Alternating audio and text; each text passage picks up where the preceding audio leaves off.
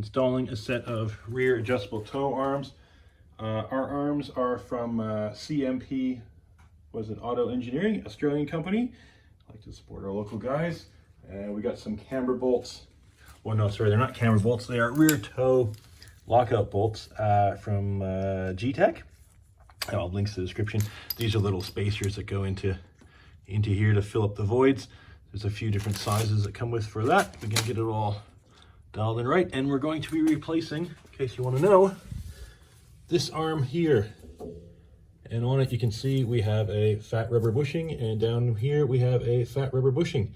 So when you get change in pressure and stuff on this arm, it changes the toe, which changes the angle of the back wheels. So that's going to give you a some, you know, if it's under load, it can change the actual steering of the back end of the car. So this will lock it into place, and yeah, just tighten everything up by getting rid of these rubber bushings. So we'll start getting some tools together and start taking things apart. Okay, here's what you're going to need. Now, if you don't have them already and you're working on this car, go out and get a set of e-torques, because you're going to need a few to do different things in this car. This one in particular is a e-torque E14. That's what we're using here. We got a couple 18 mil sockets for some of the bolts and nuts, a breaker bar, a couple ratchets, and then a torque wrench as well, which I gotta go get. The GKtech bolt, okay, you got an 18 mil on one end and a 19 mil on the other. So yeah, we can do that with these assorted sockets and a, boom, 19. So, and the jack, we might have to take some pressure off this and lift it up. So let's start taking it apart. Now, I guess we'll start over here. We'll do this one first. Now, on the other side, I've seen that maybe this is a bit blocking it, so sometimes they have to drop the subframe. Not a big deal, it's just a big e-torque bolt.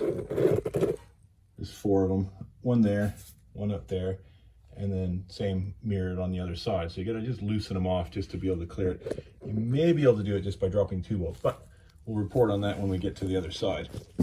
For now, we're just gonna concentrate on this one.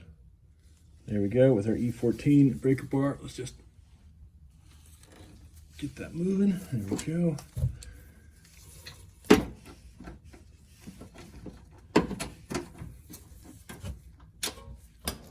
Now, just remember, before we go any further, we're going to take a rough measurement. We got to go get it aligned when we're done here, of course, but we're going to do a rough measurement.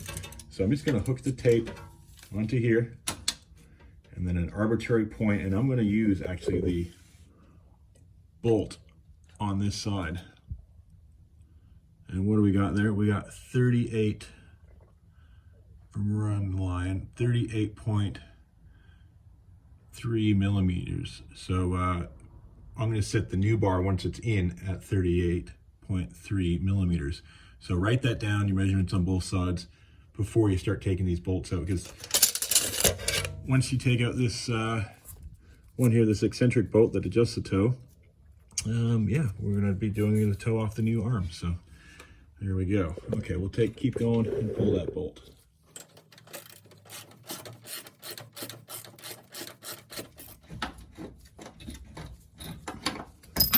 There we go. Yep, that's a long one. Okay, well that end is out, as you can see. Now we will tackle this side, which is a nut and bolt, top and bottom. Okay, breaker bar on the top. We'll see if it even really moves. There we go.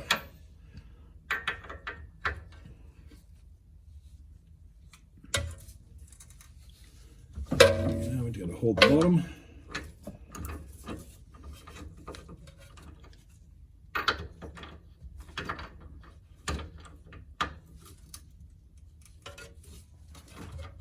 Okay, we'll just swap these.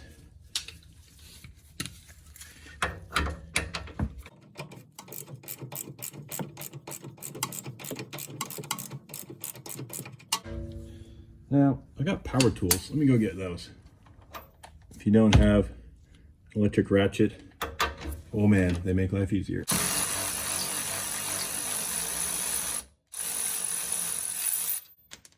Done.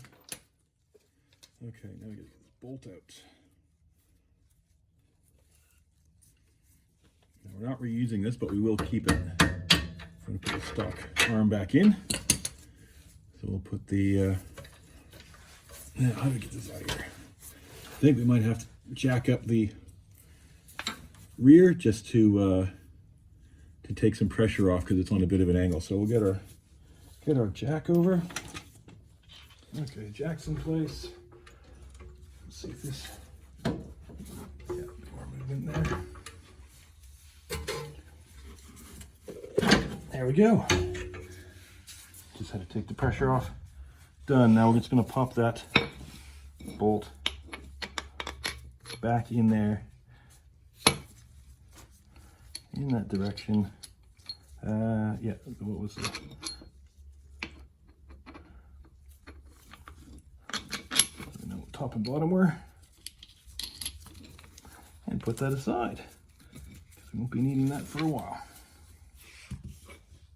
Now I think we're going to measure some calipers here to make it easier so we don't have to just guess and put a trial and error on the car.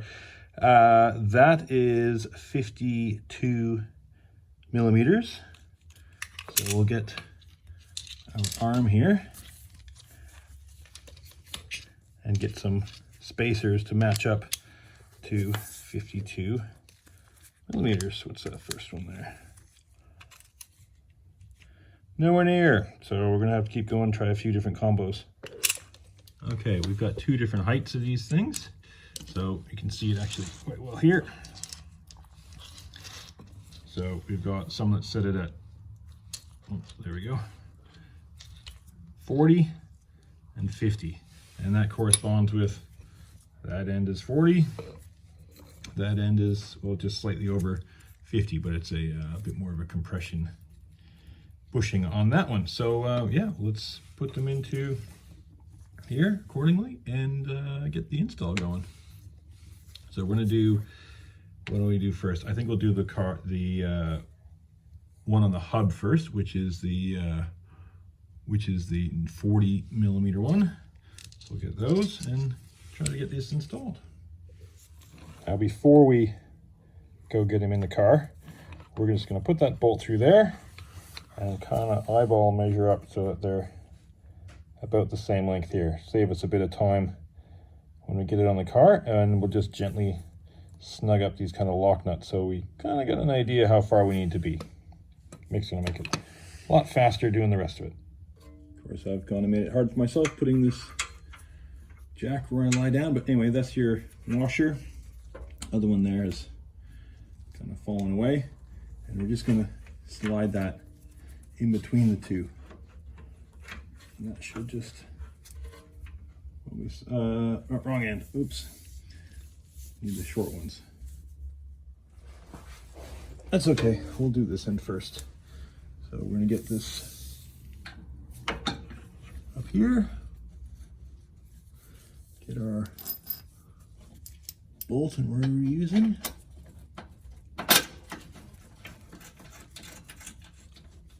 And we'll just get that finger tight for now until we get this arm in full position and go from there. So what makes this fancy, expensive bolt worth it is it gets rid of these eccentric washers that sit on top here and adjust the toe. So it's got these pieces that fit into these kind of horseshoe-shaped grooves that lock the toe in position. So obviously that one's going to fall away. Put that on in a second. But we've got another one on the top here. And then all the toe adjustment from now on will be only with this rod here. So we're going to make it a little bit longer just to fit because it's a little bit on the short side there. That's it. We are going to go bolt up from the bottom.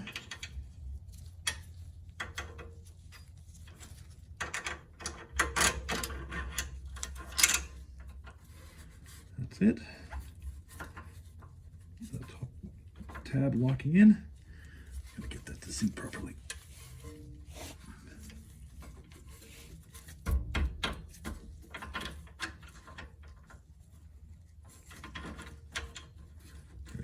seated now. The bottom one in, come on. It's just because they're a little bit, maybe a little bit of a different angle on them. They were just in, now they're out.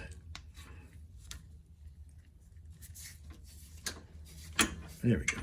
So to move the chains of tension in there, and we'll just put that on finger tight for now. Okay, now let's start tightening this bolt down. We'll get the torque specs on that, and I'll pop them on the screen.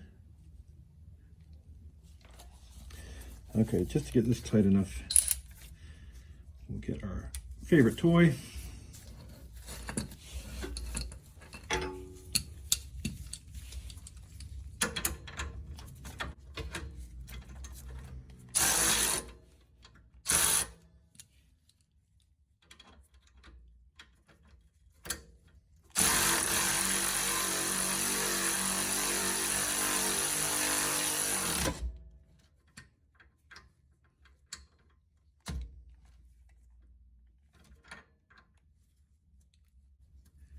Okay, that is snug, and then we're not going to be coming apart. And yeah, now it's time to torque things down. Okay, we got things snug enough to measure. So we had the measurement we were going for. Actually, I need to drop this down because we measured this off the jack. So there we go. It's off the pressure of the jack. From that bolt to the edge of this bolt, which might be slightly different. Yeah, so we were kind of 83. Now we're about 87. So we need to wind this in a bit.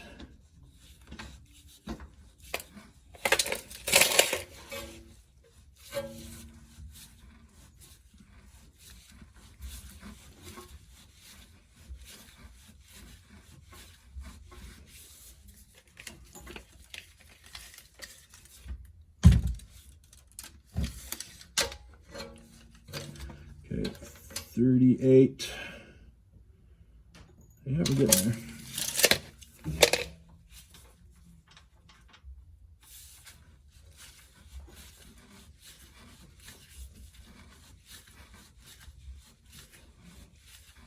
I can always get the wrenches on, makes it a bit easier.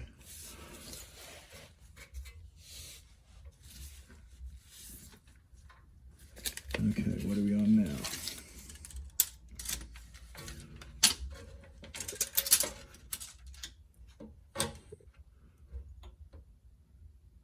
Yeah, close. I'm just going to go a couple more millimeters. But I think we're going to have to get the wrench for it because it's starting to get tight now. So there we go.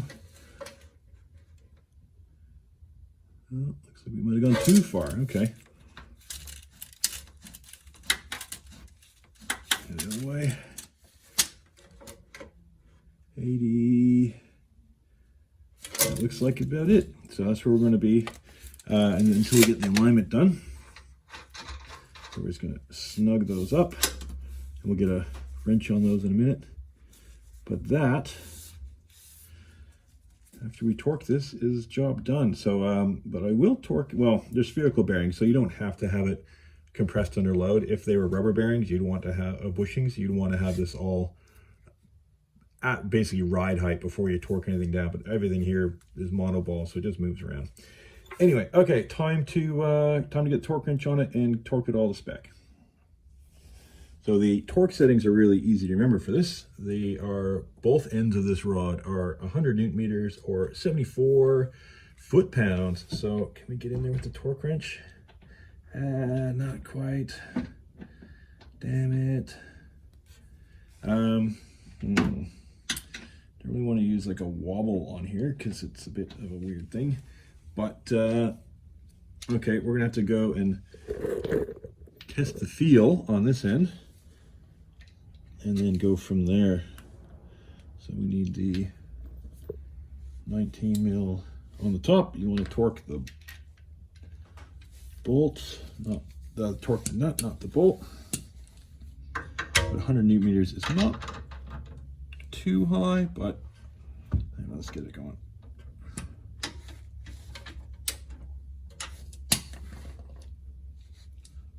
I always use a wrench to hold the bottom, but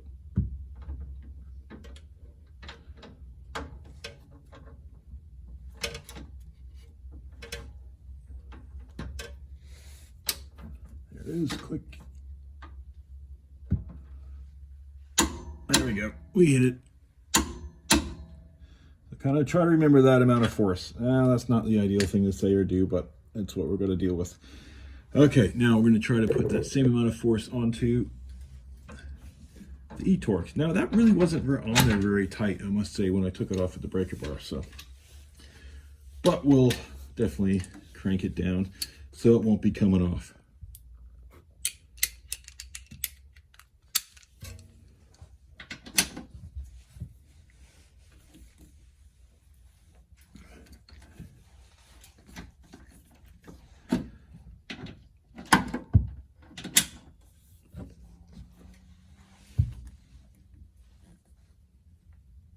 Okay, that's about, feel like about the same. There we go. We'll call that done. I mean, if you're putting the ugga-duggas on it, 100 newton meters, maybe 3 ugga-duggas. Okay, we'll lock off these lock jam nuts and yeah, ready to go to the alignment shop. Now, in case you're wondering, well, this particular bar has 23 millimeter nuts on it. Some of them, depends on the brand, different sizes, but that's what this one is. So just so you know. Okay, we crank these all down.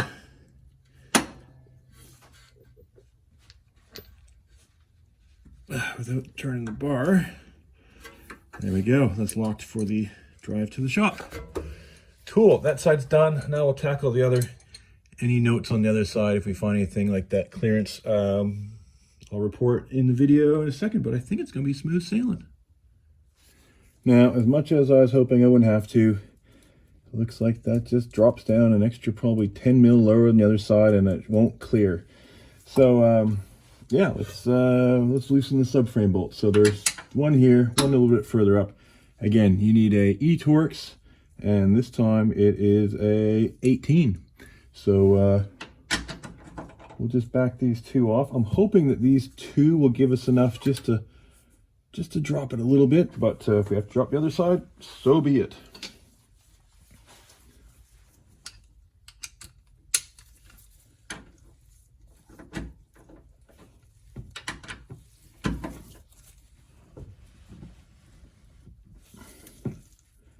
These are torqued on pretty good, but not too bad. Breaker bar, weird angle, I can do it. Okay, they do make these really long maintenance bolts for this that you can put in the place of these, but we're just going to drop it down a few mil, see if we can do that. Now, we have a jack under it. I'm going to try to,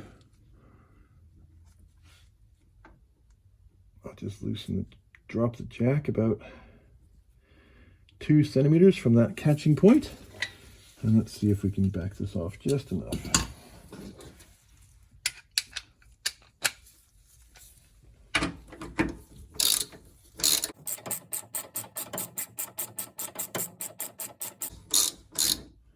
Okay, that is loosened out. Now we'll go in and loosen up the other one, which is up here. Can you see that? Where is it?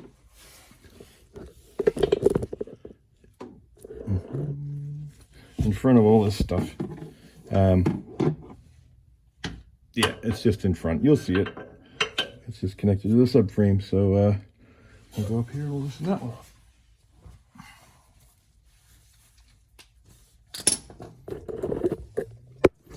In case you really want to see it, it's here. Caliper, and it's in that hole there.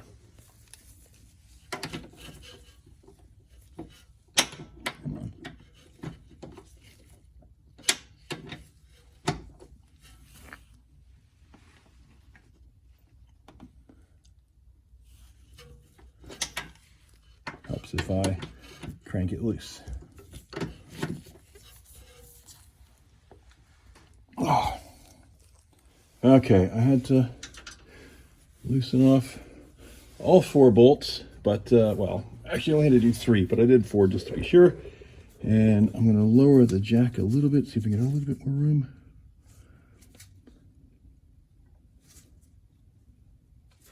I don't think we really need it. We can clear that bolt now, because that was pretty much touching there before. Now we got room. Okay, fantastic. I was able to get it out, so it just fits. Now, I don't know, it might be easier. Also, I think it's part of the, what is this? Is this the fuel tank? No, it's the battery tray in the boot. Yeah, I've just torn up the little under stuff there. Going back in will be easier because it's a lot harder to get out with the bushing. You got to really thread it all the way through, so I should be able to push it through easily. But there you go. So yeah, I just had to loosen the subframe bolts, the 4 of them, dropped them about a centimeter or so, and we'll just tighten them all back up to spec in a few minutes. But now we'll take out the other side. But yeah, that's the hang up on this side. Is battery tank. Yeah, so have that bigger e-Torx, loosen the 4, drop it the 1.5 centimeters kind of thing, and you should be fine. Actually, I'll show you how far down it's gone. Subframe mount, where are you? You can see it there. Where we're going in. Subframe mount is here. My hand is, and there you go. See how far down it's down? Didn't have to drop it far at all, but you can just get it out. Okay, the left side is in, all torqued down. As a plus of being able to drop the subframe, I was able to get the torque wrench over on the other side. So now and now it was pretty darn close. It took like not even a quarter turn, and then it clicked to 100 Newton meters. So yeah, not bad for my guesstimate for my arm. Okay, now we're going to tighten the subframe bolts, and we can put the wheels back on. The rear toe arms are in. So we'll get that E-socket back on there, and we'll crank them down, and then before we torque them. So for whatever reason, it says tighten the front ones first, so we'll tighten the front on both sides first, then the rear, and then we're going to torque them all down to 108 Newton meters.